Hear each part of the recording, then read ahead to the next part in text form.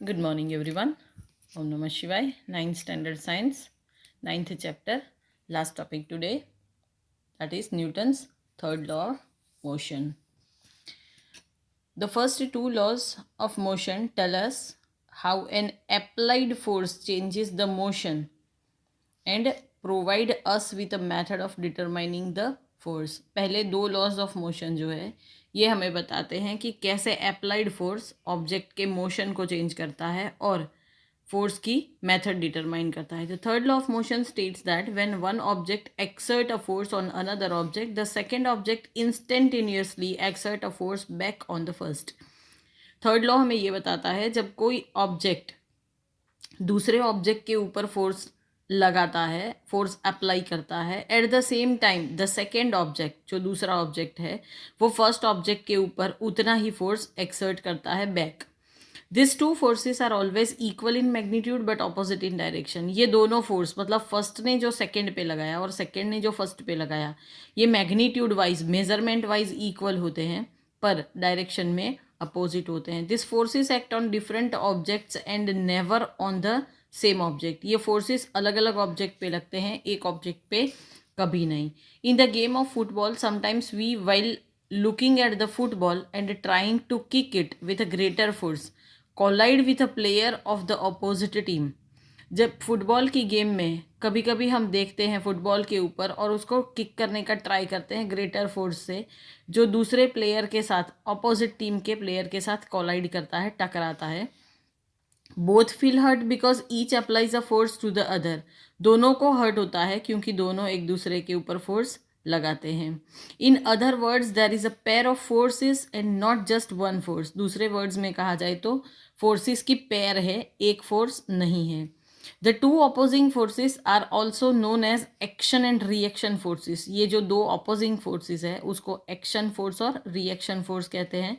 Late us consider two spring balances connected together as shown in figure 9.10. जैसे figure 9.10 में बताया है, दो स्प्रिंग बैलेंस को कंसीडर करते हैं. The fixed end of balance B is attach with a rigid support. जो balance B का फिक्स एंड है उसको एक रिजिड सपोर्ट के साथ लगाना है जैसे कि wall. When a force is applied through the free end of spring balance, जब फोर्स अप्लाई करते हैं स्प्रिंग बैलेंस के फ्री एंड के साथ, ए it is observed that both the spring balances show the same reading on their scale. तो देखा गया कि दोनों स्प्रिंग बैलेंस जो है वो अपने स्केल पे सेम रीडिंग बताते हैं. It means this the force exerted by spring balance A on B is equal but opposite in direction to the force exerted by the balance B on A. ये बताता है कि balance ए जो balance B के ऊपर force लगाता है वो इक्वल रहता है पर जो बी ने ए के ऊपर लगाया उसके अपोजिट डायरेक्शन में है. The force which balance A exert on balance B is called action and the force of balance B on balance A is called reaction. अगर बैलेंस ए ने बी के ऊपर जो फोर्स लगाए उसको एक्शन कहे तो ए ने बी के ऊपर जो फोर्स लगाए उसको रिएक्शन कहेंगे. This give us alternative statement of the third law of motion. इसकी वजह से ये दो वर्ड्स अगर हम यूज़ करें तो हमें न्यूटन के थर्ड लॉ ऑफ मोशन का स्टेटमेंट मिलेगा. That is to every action there is an equal and opposite reaction. ये जो स्टेटमेंट है ये न्यूटन का थर्ड लॉ ऑफ मोशन है. To every action there is an equal and opposite reaction. हर एक एक्शन के लिए इक्वल और अपोजिट रिएक्शन रहता है. However, it must be remembered that the action and reaction always act on two different objects. ये बात हमें याद रखनी जरूरी है कि एक्शन और रिएक्शन हमेशा दो अलग अलग ऑब्जेक्ट के ऊपर लगते हैं. Suppose you are standing at rest and intend to start walking on the road, you must accelerate and this requires a force in accordance with the second law of motion. Suppose करो कि आप खड़े हो road पे और आपको चलना walking start करना है तो आपको एक्सेलरेट करना पड़ेगा जिसके लिए न्यूटन के सेकेंड लॉ ऑफ मोशन के हिसाब से आपको फोर्स का ज़रूरत पड़ेगा. Which is this force? ये फोर्स कौन सा है? It is the muscular effort you exert on the road. ये आप रोड के ऊपर जो एक्सर्ट करते हो, अप्लाई करते हो, ये मस्क्यूलर एफर्ट है, मसल फोर्स है. Is it in the direction we intend to move? ये उस डायरेक्शन में होता है जिसमें हम मूव करना चाहते हैं. No, you push the road below backward. आप रोड को पीछे की तरफ पुश करते हो. The road exert an equal and opposite reaction force on your feet to make you move forward. और रोड उसी टाइम पे आपके बॉडी के ऊपर ऑपोजिट रिएक्शन फोर्स डालता है, जिसकी वजह से आप मूव कर सकते हो आगे के डायरेक्शन में. It is important to note that even though the action and reaction forces are always equal in magnitude, ये बहुत इंपॉर्टेंट है जानना कि एक्शन और रिएक्शन हमेशा इक्वल होते हैं मेजरमेंट के हिसाब से, मैग्नीट्यूड के हिसाब से. This forces may not produce acceleration of each magnitude. तो ये फोर्स की वजह से एक्सेलरेशन नहीं आता हर एक मैग्नीट्यूड में. This is because each force acts on a different object that may have a different mass.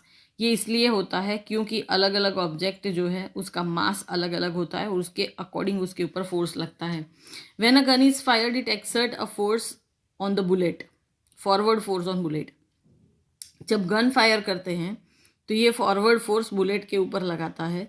The bullet exerts an equal and opposite reaction force on the gun. और bullet जो है वो equal और opposite reaction force gun के ऊपर लगाता है. This result in the recoil of the gun, जिसकी वजह से गन रिकॉइल होती है, मतलब पीछे की तरफ धक्का देती है. Since the gun has a much greater mass than a bullet, the acceleration of the gun is much less and the acceleration of bullet. अब समझ लो बुलेट का और गन के दोनों के मास का कंपैरिजन करो तो गन का मास जो है वो बहुत ज़्यादा है, इसके लिए उसका एक्सेलरेशन बुलेट के एक्सेलरेशन के कंपैरिजन में वेरी लेस रहेगा. The third law of motion can also be illustrated when a sailor jumps out of a rowing boat. Third law of motion जो है ये उस पर भी समझाया जाता है जब कोई सेलर बोट से बाहर निकलता है, रोइंग बोट से. As the sailor jumps forward the force on the boat moves it backward. जैसे सेलर आगे की तरफ जंप करता है तो बोट जो है वो बैकवर्ड पीछे की तरफ मूव कर लेता है. You can see it in this figure. जैसे यहाँ पर ये सेलर इधर जाना चाहता है तो ये बोट इधर एरो दिखाया है पीछे की तरफ जाएगा. एक एक्टिविटी है, request 2 children to stand on 2 separate cards as shown in figure. जैसे इस फिगर में बताया है 2 अलग अलग कार्ड पे 2 बच्चों को खड़े करो. Give them a bag full of sand और सम अदर हैवी ऑब्जेक्ट. उनको सैंड से भरा हुआ बैग या तो कुछ और हैवी ऑब्जेक्ट्स दे दो. Ask them to play a game of catch with the bag. उनको कैचिंग गेम खेलने के लिए दो. Does each of them receive an instantaneous reaction as a result of throwing the sandbag? Sandbag फेंकते वक्त उनको जो इंस्टेंटेनियस रिएक्शन है उसको देखो. You can paint a white line on cartwheel to observe the motion of 2 cart when the children throw the bag towards each other. इसके ऊपर एक वाइट लाइन भी ड्रॉ कर सकते हैं जिससे हमें वो लाइन हटती हुई दिखेगी जब 2 बच्चे खेल रहे हैं. Now place 2 children on 1 cart and 1 on the another cart. अभी एक कार्ड पे 2 बच्चों को खड़ा करो, एक कार्ड पे 1 बच्चे को. The second law of motion can be seen. उस टाइम पे सेकेंड लॉ ऑफ मोशन दिखेगा. दैट मीन्स जिस पे 2 कार्ड है, 2 बच्चे खड़े हैं, वो कार्ड थोड़ी धीरे से मूव करेगी बिकॉज उसका मास ज़्यादा है. As this arrangement would show different acceleration for the same force. ये अरेंजमेंट जो है वो सेम फोर्स के लिए डिफरेंट एक्सेलरेशन दिखाता है. The cart show in this activity can be constructed by using 12 millimetre और 18 millimetre thick plywood board and about 50 centimetre by 100 centimetre with 2 pair of hard ball bearing wheels. Skate wheels are good to use.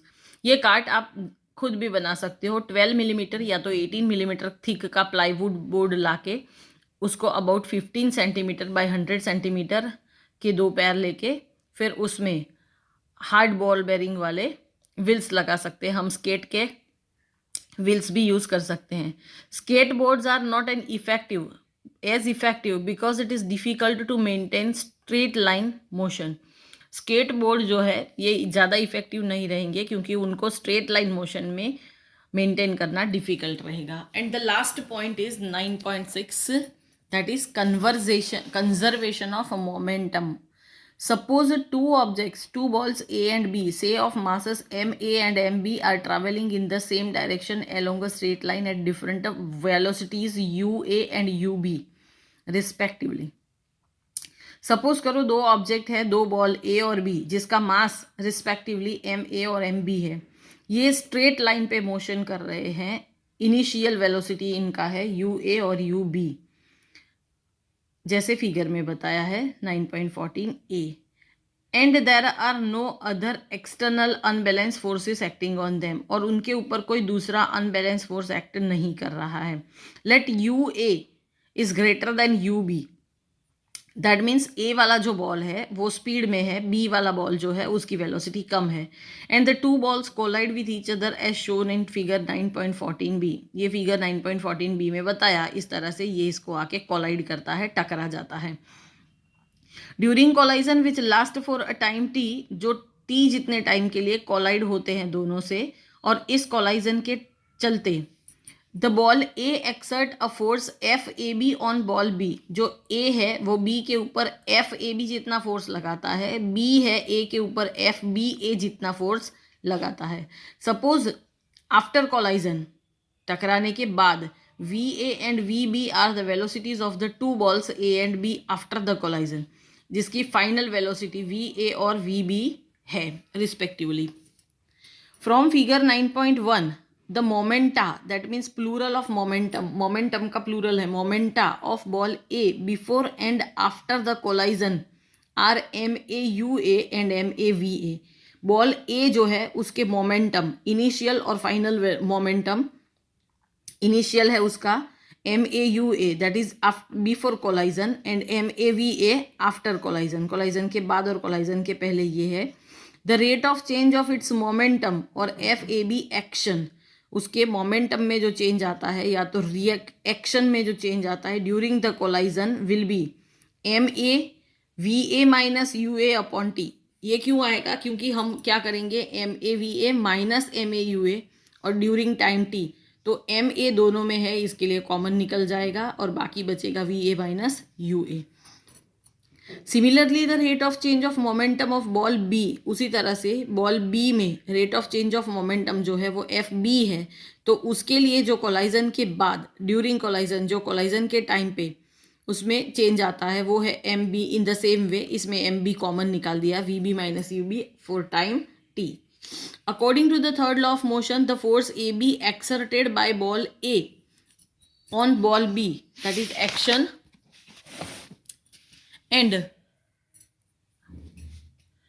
the force FBA exerted by the ball B on ball A, that is reaction, must be equal and opposite to each other. Third law of motion के हिसाब से जो ए ने B के ऊपर force लगाया F A B, और ball B ने बॉल ए के ऊपर फोर्स लगाया एफ बी ए, ये दोनों इक्वल और अपोजिट डायरेक्शन में रहेंगे. तो इसके लिए हम लिख सकते हैं F A B equal to minus F B A. अब एफ ए बी और एफ बी ए इन दोनों को इस तरह से लिखे तो टी दोनों में है, इसके लिए कट हो जाएगा m A we A minus m A you A equal to minus m B v B और minus minus plus m B u B. Minus minus वाली साइन चेंज करो, this give you m A you A plus m B u B equal to m A we A plus m B v B. Since m A you A plus m B u B is the total momentum of two balls A and B before collision, ये जो है वो दोनों balls का collision के पहले का total momentum है और ये कोलाइजन के बाद का टोटल मोमेंटम है after collision. We observe that the total momentum of two balls remain unchanged और conserved provided no other external force act. हमने देखा कि दोनों बॉल का जो टोटल मोमेंटम है ये अनचेंज्ड रहता है, conserved provided no external force acts, जब तक उसके ऊपर कोई एक्सटर्नल फोर्स वर्क करता नहीं है. As a result of this ideal collision experiment, we say that the sum of momenta of two objects before collision is equal to the sum of momenta after the collision provided there is no external unbalanced force acting on them. कह सकते हैं कि जो सम of momenta है कोई भी दो object का बिफोर कोलाइजन और सम ऑफ मोमेंटा आफ्टर कोलाइजन, ये दोनों सेम रहता है अगर कोई एक्सटर्नल अनबैलेंस फोर्स उसके ऊपर एक्ट नहीं होता है तब. This is known as the law of conservation of momentum. अगर आपको पूछा जाए स्टेटमेंट कि law of conservation of momentum क्या है तो आपको ये पॉइंट यहाँ से यहाँ तक का लिखना पड़ेगा, from here to here. This statement can already be given as the total momentum of the two object is unchanged or conserved by the collision. Collision के चलते ये जो है उसको दो ऑब्जेक्ट का unchanged है ये बता सकते हैं. Now you have given two fun activities. दो fun activities आपको दिया है. जो न्यूटन के थर्ड लॉ ऑफ मोशन को आपको एक्सप्लेन करता है। एक रिजिड सपोर्ट ले लो, उसके साथ एक हुक, और दो रिजिड सपोर्ट के साथ दो हुक, और बीच में एक थ्रेड बांध दो। उस थ्रेड के अंदर से एक स्ट्रॉ पास कर दो। अब क्या करो, आप एक बैलून को फुला के उसको स्ट्रॉ के साथ लगाओ, और after that mouth of the balloon, balloon का माउथ खोल दो, तो एयर जिस डायरेक्शन में रहेगा उसके अपोजिट डायरेक्शन में ये पूरा मूव करेगा। अनदर एग्जाम्पल इज, एक टेस्ट ट्यूब ले लो, उस टेस्ट ट्यूब के अंदर थोड़ा सा पानी ले लो, अच्छी क्वालिटी का ग्लास मटेरियल लेना ताकि जब उसको हम गर्म करते हैं तो टूटे ना। Now suspend the test tube horizontally by 2 strings and wire as shown in figure, जैसे यहाँ पर बताया है उस तरह से लगाओ। Heat the test tube with a burner until water vaporise and cork blows out. Observe that the test tube recoils in the direction opposite to the direction also of the cork. अभी क्या करें, इसमें थोड़ा सा पानी भरा है, देख सकते हो आप, थोड़ा सा वाटर लेवल दिखाई दे रहा है। तो वाटर लेवल जो है उसमें, उसकी वजह से इसके अंदर वाटर वेपराइज होगी, और ये वेपर की प्रेशर से ये कॉर्क जो है वो उड़ के इस डायरेक्शन में जाएगा। एट द सेम मोमेंट ये टेस्ट ट्यूब जो है वो उसके अपोजिट डायरेक्शन में जाएगा। Now the rest portion of your lesson is only examples which you don't have to solve. अभी जो नेक्स्ट पोर्शन है आपके लेसन का, वो सारे के सारे एग्जाम्पल्स हैं जो आपको सॉल्व नहीं करने हैं। That means here your 9th chapter is ended. यहाँ पर आपका 9th चैप्टर जो है वो खत्म हो रहा है। Now will start the 10th chapter, gravitational force. Thank you. ओम नमः शिवाय।